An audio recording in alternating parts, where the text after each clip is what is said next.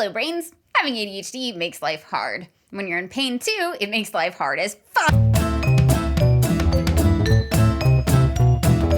We already have a hard time focusing and getting stuff done, and if we're in pain on top of that, it can be downright impossible. Pain is distracting, and our brains are not good at filtering out distractions. And that's true of any kind of pain. Long-term pain or chronic pain is even worse. Let's go to the comments. Literally, it's debilitating. I have a hard time concentrating at the best of times, but if I'm in a fibro flare, it's damn near impossible. Not only am I in severe pain that refuses to be compartmentalized, but it also brings brain fog on strong, so I can't even hyperfocus on things to distract myself from it. People also always make comments to me like, it's always something with you, and it sucks because I feel like a burden, or like people think I'm exaggerating things when I'm not.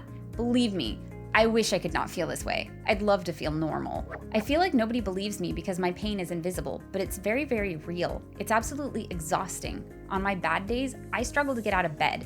Nothing but the absolute necessary is getting done that day. According to research, children and adults with ADHD are more likely to experience migraines, fibromyalgia, and other chronic pain problems than those without ADHD. And this is especially true for women with ADHD. For ADHDers with chronic pain, it can be really hard to get things done because you have bad brain days and bad pain days. And added to that is the constant feeling of being doubted and dismissed when there's not a visible injury or cause for the pain. But regardless of what's causing the pain is pain. It's painful. With any kind of pain, our natural instincts tell us to avoid things that cause it or may worsen it, which if there's an injury, makes sense. Pain is protective in those cases. If you sprained your ankle, you should not run on it. That will make it worse.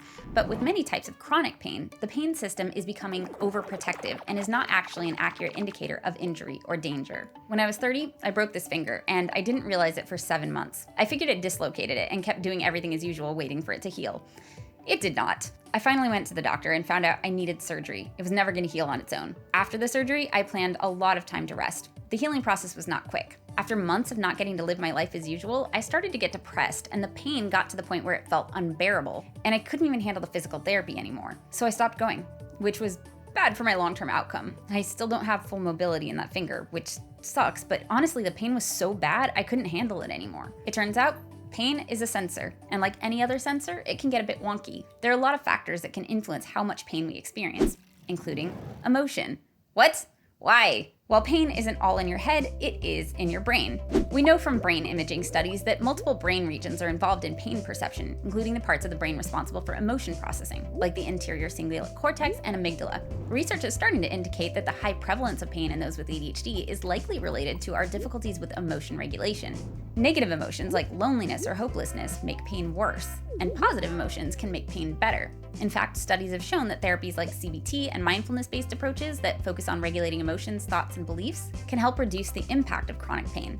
Apparently, pain is a physical and emotional experience, as defined by the International Association for the Study of Pain.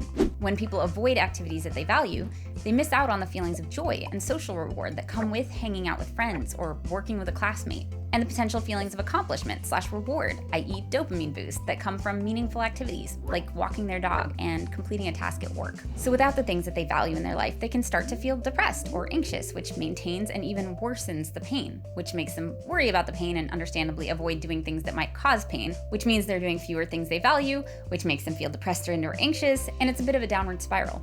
And for those of us with ADHD, the dopamine boosts we get as rewards for activities and accomplishing stuff have even more impact. So if we're avoiding things because of pain, we're going to be understimulating our brains. So what do? What we care about, to the extent that we can. While it might not make the pain go away, doing things we find meaningful improves our quality of life, and that in turn can affect how we experience pain. So for many types of chronic pain, counterintuitively, research and pain experts suggest that we break the cycle and do all the things. Well, not all the things. Some of the things that are in line with our values, within reason. Woo! Obviously, there are going to be days where the pain is bad enough that we can't do a whole lot, and only you really know your pain. Pain is a complex experience that varies from person to person. No one else can tell you how bad your pain is. It's kind of like when those of us with ADHD have bad brain days, and we just aren't able to get certain tasks done, even if other people think we should be able to. Similarly, with chronic pain, sometimes you have a bad pain day, and there are certain things that you really can't do. So it can be useful to come up with a list of things that we can do on good brain, bad pain days, like reading, bad brain, good pain days, exercise, etc. So even when it's not a great day for the brain or the pain, we can still do something and get those good rewarding feelings. That said, because those of us with ADHD aren't always the best judges of what is and is not reasonable to do and can be impulsive and overdo things as well, talk to your doctor or physical therapist about things you can safely do. Our brains can go from 0 to 60. Our bodies can't. But in the case of chronic pain, we can often do more than our pain is telling us we should. While it makes sense that we stop doing things that hurt, when we experience chronic pain, the gauge telling us what we can or can't do safely is faulty. Because the gauge is telling us we can't do that is not always accurate, we don't always have to listen. And when we prioritize things we value and do them when we can, pain, or our ADHD, isn't the main thing controlling our lives. We are. I've linked to a lot more resources on pain in the description below. Thank you to my brain advocates and all my Patreon brains. If you'd like a place to connect and talk more about this and you're not aware of it, we do have a Discord through Patreon that you can join. Like, subscribe, click all the things, and I will see you next video. Bye, brains.